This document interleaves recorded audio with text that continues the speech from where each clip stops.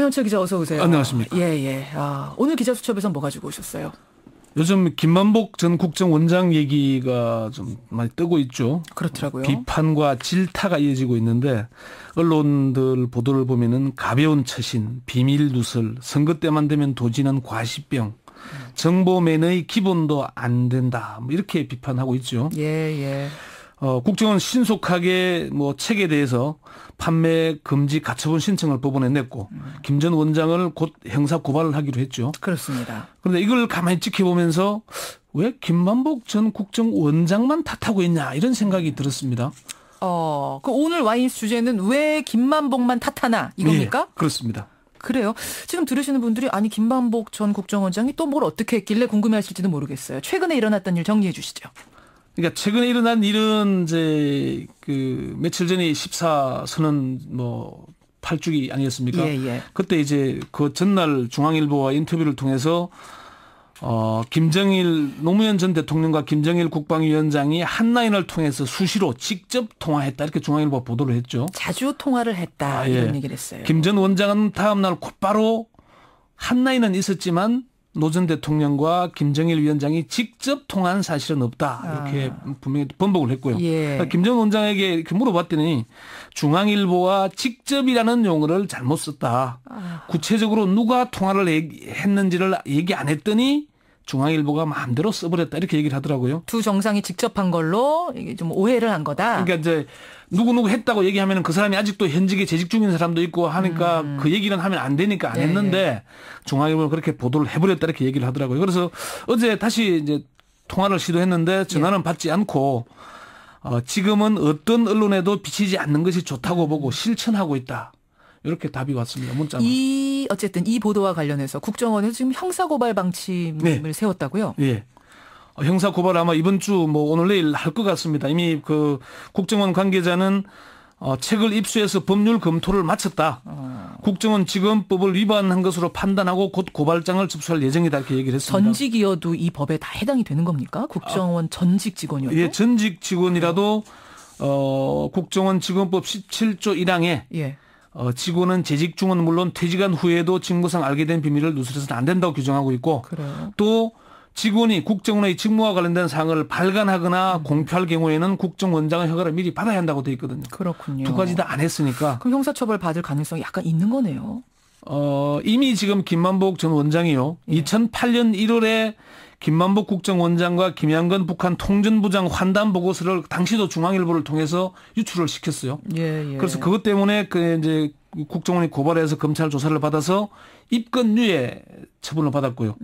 2010년에 다시 한반도의 길을 묻다는 책으로 문제가 돼서 그때도 국정원이 고발을 했는데 기소유예 처분을 받았거든요. 예. 입건유예, 기소유예 다음이니까 이번에는 형사처벌이 된다면은 이제 피해가기 어렵지 않냐 그렇게 보입니다. 진짜로 국정원이 고발할 경우에는 처벌을 이번에는 받을 가능성도 있다는 말씀. 그런데 이제 김 전 원장은 이건 뭐 비밀도 아니고 이미 다 공개된 거기 때문에 아니다 이렇게 주장을 하고 있습니다. 그래요. 네. 근데 김만복 전 원장이 왜 이렇게 남북 관련된 민감한 사실들을 공개하는 겁니까? 이게 사실 김 전 원장이 구체적인 이유는 그전에서 밝히지 않는데 언론이나 정치권에서는 내년 총선에 출마하기 위한 일종의 노이즈 마케팅이 아니냐 그렇게 보죠. 내년 총선에 김만복 전 원장 정말 출마합니까? 미지수인데요. 본인에게 물어보니까 시인도 부인도 하질 않습니다. 그럼 출마하시는 거네요. 근데 지금 김만복 원장이 46년생이니까 우리 나이로 70 아닙니까? 이런이거든요. 그래요.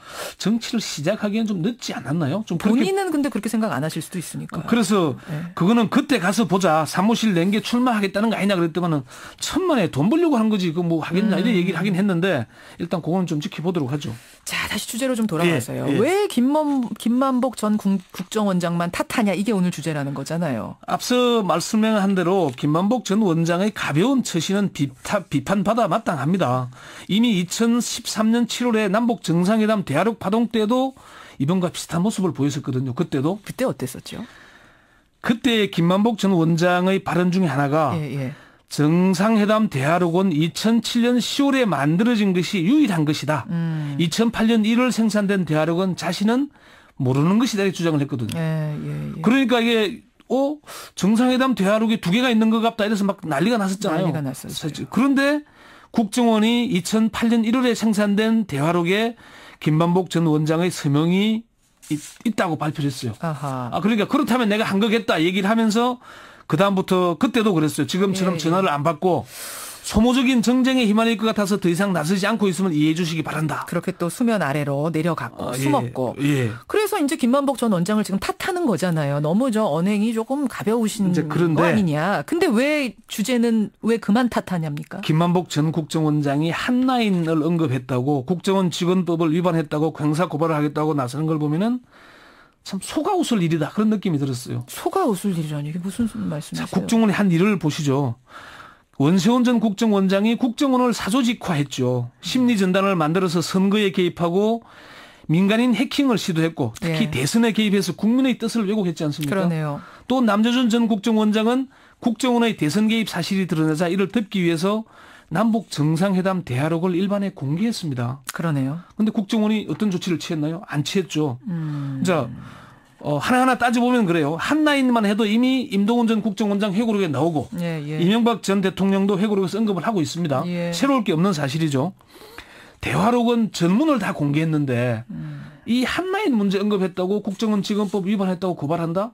그러면은 원세훈, 남재준 다 고발하고 처벌해야죠. 근데 원세훈 전 원장 같은 경우는 실제로 정말로 고발이 돼가지고 지금 뭐 재판받고 그러고 있는 거 아닙니까? 그거는 뭐 돈 받아먹은 거, 또 대선 개입한 부분, 또 국정원 직원법 위반 부분 된 것이죠. 그것도 국정원이 직접 나선 것도 아니고 야당의 고발에 의해서 또 수사에 착수했고 그래요? 그런 문제가 있는 거죠. 그러니까 이게 어떤 의도를 가질 건 간에 저는 국정원이 김만복 전 원장의 잘못에 대해서는 고발하고 당연히 응당한 대가를 지불해야 된다고 봅니다. 예. 그 점에는 동의하는데 예. 그러면은 더 큰 잘못을 한 원세훈 전 국정원장과 남재준 전 국정원장에 대해서도 똑같은 잣대를 들여야 될 것 아니겠습니까? 바로 그 부분이군요. 예, 그러니까 아무리 내가 하면 노면수고 남이 하면 불륜이라 그러지만은 내가 싫어하는 사람은 무조건 고발하고 그렇지 않은 사람은 봐줘도 된다. 이게 옳은 건가요?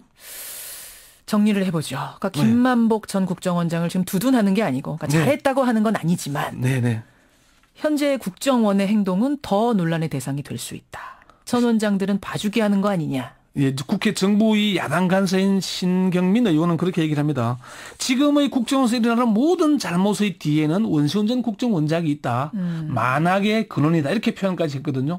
그런 사람들에 대해서 제대로 진짜 국정원이 어느 특정 정권을 위해서는 하면 안 되잖아요. 물론이죠. 국가를 위해서 국민을 위해서 하는 조직으로 바로 서기 위해서는 과거의 잘못을 바로 잡아야 하지 않겠습니까? 예, 예. 그러니까 뭐 김만복 전 원장만 탓할 게 아니고 다른 사람들 더 큰 잘못도 똑같이 탓해야 되고 바로 잡아야 된다. 그 얘기를 하고 싶은 거죠. 오늘 Y뉴스 왜 김만복 전 국정원장만 탓하는가 해답을 찾아봤습니다. 권영철 기자 수고하셨습니다. 네.